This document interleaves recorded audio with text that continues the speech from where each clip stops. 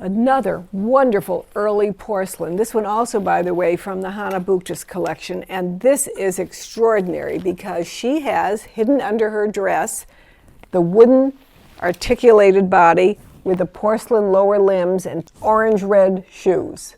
So very, very rare to find. A wonderful, early, beautiful woman in herself, extraordinary costume, but the great rarity of the wooden body. I have been reading this book on, by a man who is one of the major dealers in paper artifacts, autographs, historical documents, that type of thing. And I'm really taken by how closely it correlates to our own field of dolls. One of the comments he makes is that people will call him and say, well, I have a letter signed by Abraham Lincoln. And there is an assumption that there's like an immediate price you can put or value you can put on a letter from Abraham Lincoln, when in point of fact, there are so many other things to consider. Who wrote the letter? Did he write the entire letter? Is it just an autograph, as it is with Beth Wishes Abraham? Or does it have a whole story of some adventure and that was being related?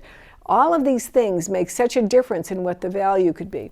The same thing holds true with our dolls. We tend to want to say a size 10 Simon and Halbig 949 has a given value. No, that's not true.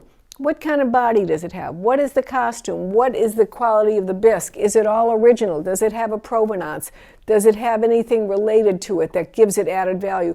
You can't make quick definitions on what the monetary value of a doll or a related plaything is without knowing. And one of the things also are the hidden secrets of the doll. For example, casually walking by this doll, you might not realize that she has the wooden articulated body, which really doubles her value, triples, quadruples her rarity, because they don't show up, particularly in this size.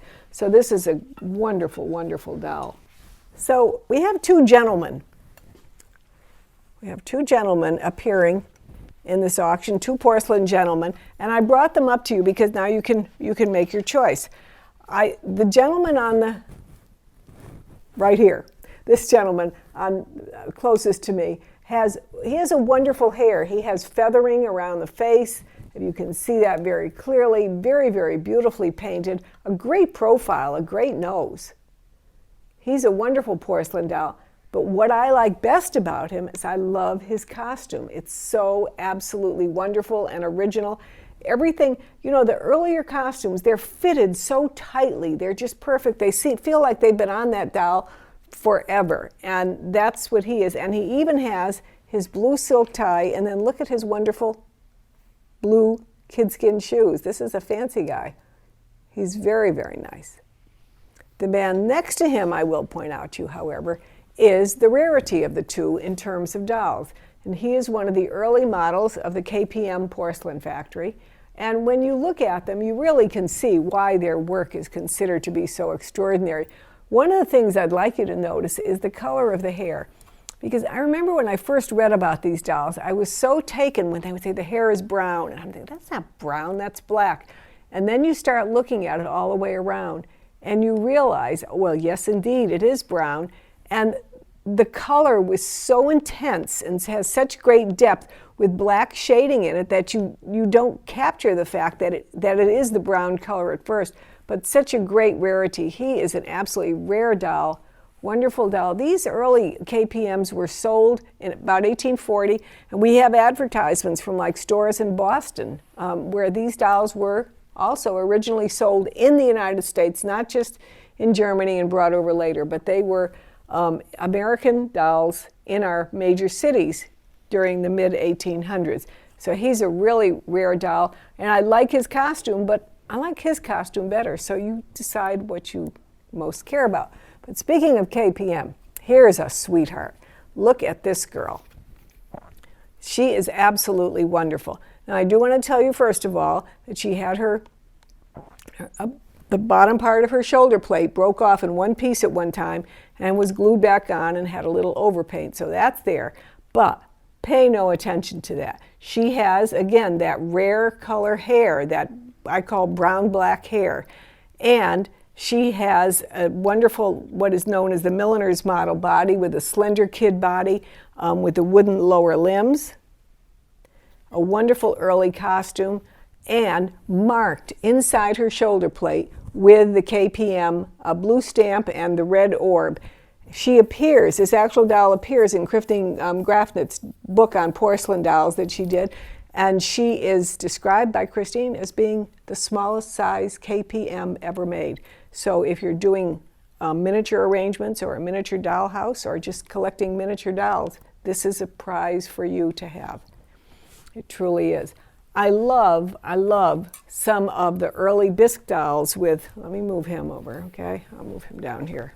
I love some of the bisque dolls with sculpted hair that we have in this auction, but this is a prize that came into us from original family owners, and I was excited to get it because this is the model that has the initials and letters at the back of the head, and they came from a particular series, and this one is a gem. And so all of the rare features about this doll I want to point out to you. First of all, her rare coiffure, quite rare, crowned with the blue comb with the gilt edging on it, blue enamel eyes, pierced ears, an incredible modeling of her bodice with the pink edging, the white ruffled work with the detail of like a little embroidery on it, the brooch with the green stone hanging down from the blue scarf around her neck. And let me turn it around so you can see this in the back as well. Absolutely wonderful, wonderful piece. A good early body and a beautiful early costume. And she is a prize. I don't know, I would say that we only get dolls from this particular line maybe once or twice a year at most. Their facial expression is so extraordinary and gentle. That is a very peaceful doll to come home to every single day. Well, in that line of dolls with the sculpted hair, two small examples again, and I love having miniature dolls, and I know all of you do now too, because you're home and you just think, oh, I want to buy a couple miniature dolls. So here is one. That is a very lovely lady with a nice old costume, and look, what's rare about her is her sculpted bonnet, which has at the front, we have the blonde hair peeking beneath around her forehead, and then the brim of the bonnet with the colorful flowers, and then even the detail of tying under the throat with a little pink ribbon. I don't know if the camera, I hope it can pick it up. And the little tassels at the side, and then let me turn it around. And you can see the feather, the luster feather at the back, and the back of the bonnet. Great doll. Original body, original costume, everything about her is just wonderful. And then her little plump-faced friend, more a child, whereas that had the slender face of a woman. This has like the plumper face of a child. She has a wonderful old body as well, and I'm showing you her luster boots. Her purple luster boots with a little purple rim tie, and this great and rare Scottish tam bonnet with the little feathered at the front, brown bonnet. Turn it around so you can see it all the way. You tell I'm showing you many of my favorite dolls in this auction, but I had such a wonderful time cataloging this collection because it was such variety and so many different things that were just great fun. Well, we never forget the French, I can tell you that, because we have some extraordinary beauties in French, and there are many, many stunning, grand, and large-size French dolls that you'll love to see. But what I decided to show you today were a group of the little ones. And here we have them. Look who is in the front. Oh, aren't you sweet? This little AT with her kid body, the rare kid body model, perfect bisque hands, a little doll that is perfect in every single way. Wonderful little signed French shoes, a beautiful antique costume, but the face. You know, AT is like Brew. It's the face or not the face. And this one is the face. You just will never tire of looking at this. And I don't know if you realize how rare this size is, but it just simply does not appear. Stunning, stunning doll. Perfect bisque in every way. Well, standing next to her, speaking of Brew, is a beautiful example of a Brew, and the kind with what I call the splendid eyes. And do look at those eyes. They are so deep and so split. They're so deep, and they have the spiral threading inside with like the paperweight cover over that, which really brings out that spiral threading and really magnifies them. The color is absolutely extraordinary, and I think, I'm not sure, yes, she has her signed Brew shoes on her, which is really always the best thing you want to find, and beautiful bisque hands. There are wonderful bébés by Gemot from different time periods, and I brought you out ones that have not her and not her, but these three have their wonderful original couturier costumes from Gemot. And I think I want to just turn them around so you can see the costumes all the way around. I think you'd enjoy that. So here's a wonderful girl. And then we turn her around. I mean, Gemot never skipped a beat. They did detail of the costume all the way around the back, and this is just a very, very grand example of one. And she has wonderful little shoes that are signed E. Gemot, Paris, the early shoes. So great early Gemot with early shoes. And then we have another example. I love this dress. This is one of my favorites. Look at the bonnet that matches it. And then you turn her around. Oh my gosh, look at the back of that dress. The back of that bonnet. That's an extraordinary doll. You have, when you can find these French dolls in their original costumes anymore, which is getting harder and harder to find, you need to put everything you can toward them and try to get them, and then when you get them, try to keep them preserved out of the sunlight, keep them in cabinets if you can, because they are a part of our history and they're becoming so unfindable. I think that's the only word I would say. She has a wonderful wig, her wonderful earrings and all. And then this dandy little girl, very, very classic Gemot, and with her original dress and her original undergarments that you can see. And I'm not sure about her shoes. Yes, they're signed E.J. Deposé. E.J. Deposé, so original signed shoes. The shoes are about in perfect condition. And the matching bonnet, I'll turn it in a minute, but I wanted to show you the armband, the Bébé Gemot gilt-lettered armband. Very, very rare to find.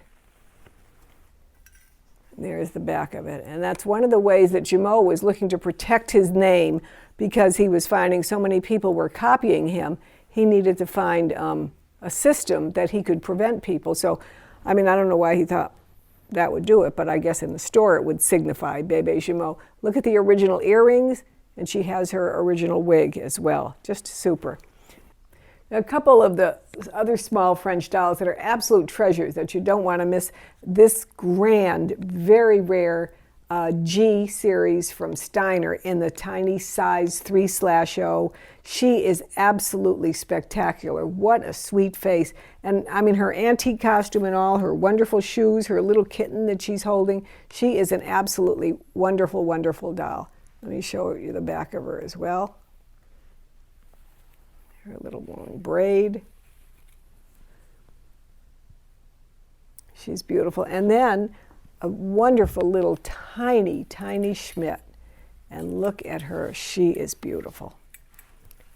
I think what is so wonderful about all of the small dolls we have in this auction is the quality of their bisque is so special. The painting, the modeling, everything. You know, when you get to the smaller dolls, sometimes it's very, very hard to get the same depth of sculpting that you have in the larger models. But these have it, every one of them. This is a little Schmidt with her little original body. Wonderful little early shoes. You just turn her around the back. See her all the way around. Just great. Every time you think maybe, I don't know, just dolls. Then you haven't come across dolls like I'm showing you here today, and your enthusiasm and your love of the whole scene becomes reinvigorated because they're such extraordinary examples. And then one little fun thing I wanted to show you in the French category is the Haute, H-O-T-T-E, Haute. And the Haute is a flat back basket, and the basket was designed to have all of its various, be filled with little toys and things. Well, actually, sometimes they were sold in the stores and filled with sewing accessories and things, or ladies' toiletries and things. They were like a novelty in the upscale department stores. And sometimes they were filled with toys, which is what this is filled with. 1, 2, 3, 4, I don't know, there's like 10 little dolls in there. There's a man playing a guitar, and then there's this man and this carved wooden man on the back, and there's little accessories, little lambs, and a little suitcase, and all of these wonderful things. So when you can find these kind of accessories still intact, they're almost impossible to find, and I just have a special predilection for them myself. I love them. They're just absolutely wonderful. So that's one of the treasures here.